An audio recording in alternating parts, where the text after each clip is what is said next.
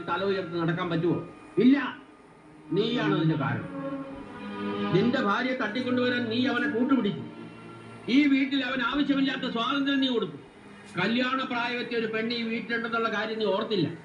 ഞാൻ അപ്പോഴേ പറഞ്ഞതാ അവൻ ശരിയല്ലെന്ന്. അപ്പൊ നീ പറഞ്ഞു ഞങ്ങളെക്കാൾ ഭേദം അവനാണെന്ന്. ഇപ്പൊ എന്തായാ ഒരു ഒറ്റ അടി വെച്ചെന്നല്ലോ.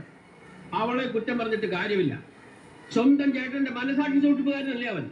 എടാ, സോഷ്യലിസം എന്നും പറഞ്ഞ് ബാലിക്കാരനെ സ്വന്തം കിടപ്പറ വരെ കയറ്റി നിരങ്ങാൻ അനുവദിക്കുന്ന എല്ലാവന്റെയും ഗതിയിതാ.